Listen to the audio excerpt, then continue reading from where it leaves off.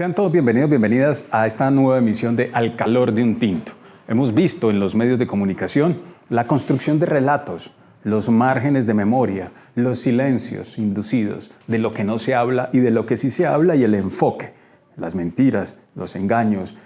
Todo esto termina incidiendo en la manera como la sociedad recuerda, de esos referentes sociales del recuerdo que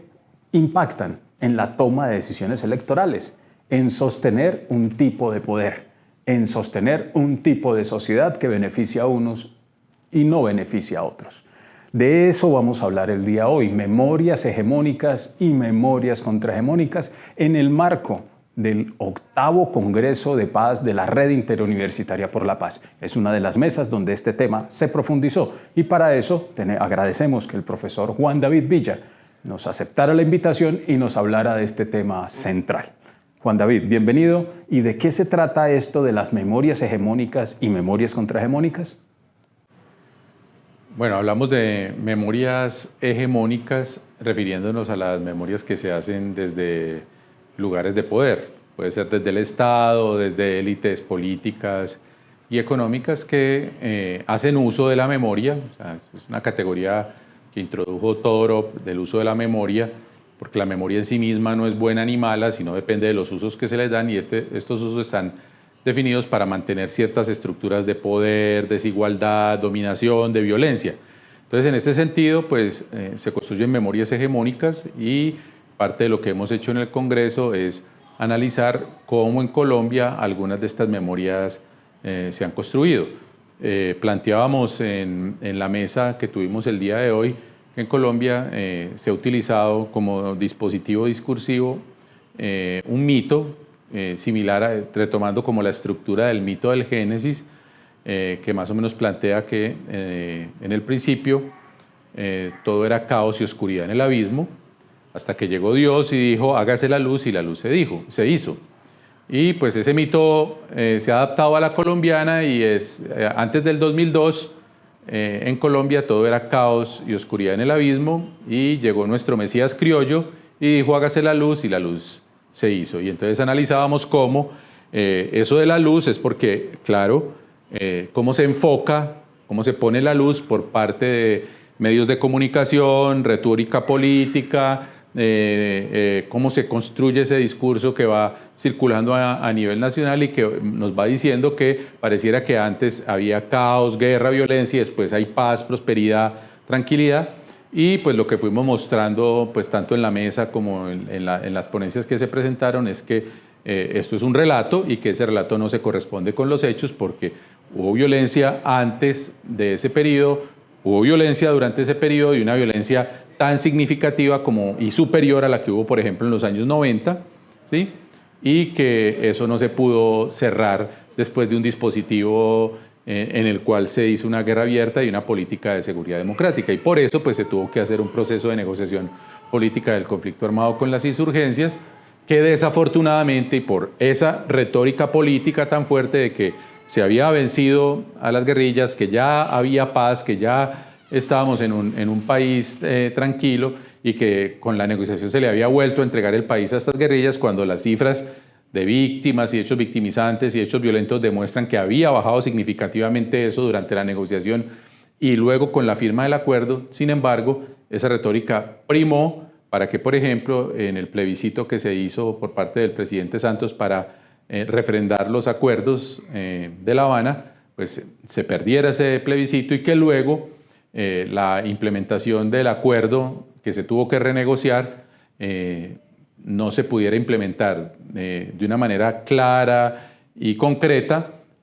con la elección también por esa retórica política de el gobierno del presidente Iván Duque. Nosotros, digámoslo así, en el ejercicio de la mesa hemos ido presentando cómo la sociedad civil fue haciéndose partícipe de este relato, cómo se fue multiplicando, y eso partía también de un desconocimiento del conflicto, de sus actores, y una incorporación de un relato basado en la construcción del enemigo. Construcción del enemigo que estaba centrado en las insurgencias armadas, y mostramos cómo en diferentes procesos investigativos que hemos hecho, a pesar incluso de que paramilitares por ejemplo, tenían unos mayores indicadores en términos de índices en homicidios, desplazamiento forzado, masacres, etc., la gente tenía una percepción de que la guerrilla era el principal actor violento y el que más hechos violentos había cometido, cosa que de acuerdo con los datos no es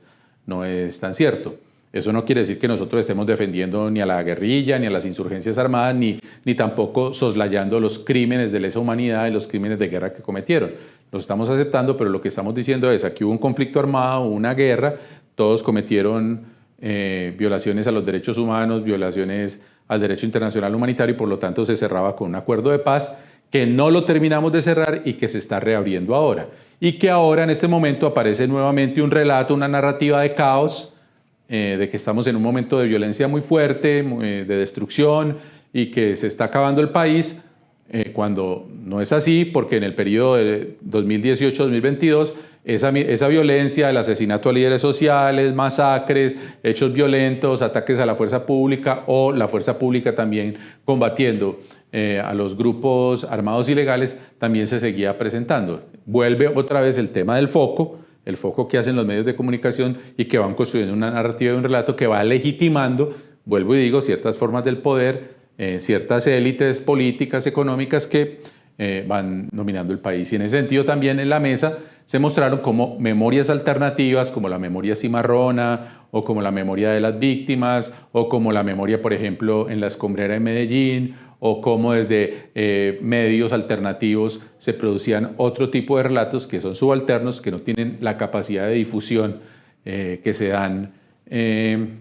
los medios masivos de comunicación o los medios hegemónicos, y pues desde allí precisamente tenemos unas memorias contrahegemónicas que es necesario fortalecer para que el país tenga una visión mucho más amplia de lo que ha sucedido tanto en la historia del conflicto como también de lo que está sucediendo en el presente. Juan David, también hablamos, cuando hacemos referencia al recuerdo, también hablamos de los silencios, esos silencios inducidos de lo que no se puede hablar. Háblanos un poco de eso. Mira, en la exposición que hacíamos, por ejemplo, nosotros presentamos una serie de hechos del conflicto armado cometidos por todos los actores y le preguntábamos a la gente si los conocía, si sabía quiénes eran los autores. En más del 70% de los casos la gente no conocía los hechos, no conocía a los autores. Sin embargo, les hacíamos una pregunta y es: ¿usted quién supone que hizo todo eso? Que es una pregunta para mirar cuál es la representación, el imaginario que se ha construido. Nos resultó que de los 25 hechos que presentamos, el 63% de los participantes, de 457 que nosotros entrevistamos, más otros 54 en la fase cualitativa de la investigación, el 63% coincidieron en que el principal responsable de esos hechos era las guerrillas, las insurgencias armadas. Sin embargo, presentamos hechos cometidos por la fuerza pública, masacres o, por ejemplo, los falsos positivos con las madres de Soacha o masacres de los paramilitares, y lo sorprendente es que en la mayoría de estos hechos, tanto de la fuerza pública como los cometidos por los paramilitares, más de la mitad de los participantes consideraban que eran las guerrillas los principales actores. Entonces, con estas memorias hegemónicas se intenta crear una cohesión social, una identidad, un sentido de pertenencia en torno a estructuras de poder que obviamente son los que poseen los medios de comunicación, son los que, digámoslo así, han manejado el Estado durante 200 años, y entonces esto se va perpetuando y se invisibilizan otras memorias. ¿Qué memorias se van invisibilizando de acuerdo con la pregunta que se hacía? Pues, en primer lugar, la de las víctimas del conflicto, que a pesar del Centro de Memoria Histórica, a pesar de la Comisión de la Verdad, a pesar de todo lo que se ha hecho, siguen siendo memorias subalternas, a pesar de lo que está haciendo la JEP en este momento, que lo estamos viendo algunos pedacitos en los medios de comunicación. Eso sigue siendo muy poquito en términos cuantitativos, y en términos cualitativos en relación con los otros discursos que circulan con mayor velocidad, mayor fuerza, mayor repetición y todo esto. Entonces ahí hay un primer elemento, pero también no solamente las víctimas directas, sino los campesinos, las comunidades indígenas, las comunidades afro. Y precisamente pues en la mesa, como decía ahora, se presentaron elementos, por ejemplo, de las memorias de comunidades cimarronas, es decir, gente que se considera afros, descendientes de esclavos, que se sienten liberados y que están expresando su propia memoria en relación con la dominación vivida y también con los procesos de liberación que siguen construyendo, o las memorias de las comunidades indígenas, que pues, de eso no se habló el día de hoy, pero se habló también de comunidades, por ejemplo, en el Catatumbo, construyendo sus procesos de memoria y de resistencia. Aquí todas las comunidades en relación con la escombrera en Medellín y cómo este es un sitio de memoria que sigue siendo invisibilizado a pesar de que sea un secreto a voces, porque hay una paradoja allí frente a esto. Y mirábamos un elemento importante de por qué esta sociedad no logra recibir este tipo de memorias subalternas, y también tiene que ver con lo que llama un sociólogo argentino, Daniel Feuerstein, los pactos de negativos, que lo llaman también muchos psicólogos y psicoanalistas argentinos, que es que como que la sociedad hiciera, no es un pacto en el cual nos ponemos de acuerdo explícitamente, sino como en silencio, que a veces se hacen ese tipo de pactos de silencio, donde nadie dice nada y todo el mundo mira para otro lado. Pues algo parecido nos ha parecido en esta sociedad, como que pareciera que todos tenemos que mirar para otro lado, no ver esas realidades, no comprender la forma como se ha gestionado el poder, la dominación y la violencia en Colombia, y por lo tanto, pues como sociedad no logramos salir de estas lógicas de violencia. Por eso, pues, la investigación macro que nos ha orientado y que desde Redipaz y desde los procesos que hemos construido aquí en la Redipaz, las barreras psicosociales para la construcción de la paz y la reconciliación, pues son los elementos que nosotros estudiamos, en este caso con el tema de la memoria. Sabemos que hay otros elementos estructurales, en la mesa se habló de eso, se nos preguntó por eso, por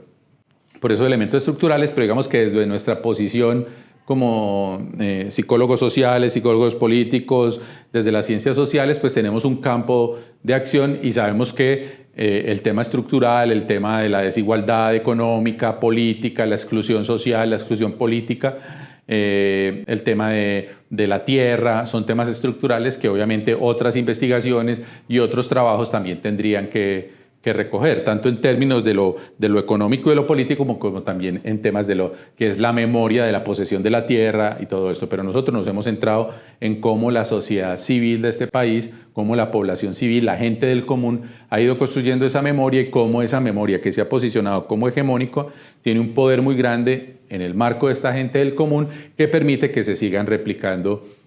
formas a través de las cuales el poder pues hace prevalecer sus puntos de vista, su visión de lo que ha pasado en el país, y no otras versiones que podrían permitirnos una perspectiva mucho más democrática, más incluyente, que generaría una paz más incluyente también, y también una democracia más incluyente, y generaría también condiciones ya en términos estructurales para mejores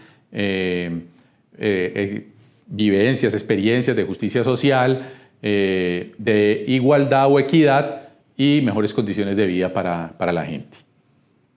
Memorias hegemónicas y memorias contrahegemónicas. En esta segunda tenemos una tarea, las organizaciones sociales, populares, étnicas, para levantar esa información que el sistema no va a difundir, que no va a investigar. Necesitamos aunar esfuerzos para transformar ese contexto de memoria, esos relatos sociales, y que nos permitan acercarnos a la realidad para tomar mejores decisiones de país. Nos encontramos en una próxima emisión de Al calor de un tinto.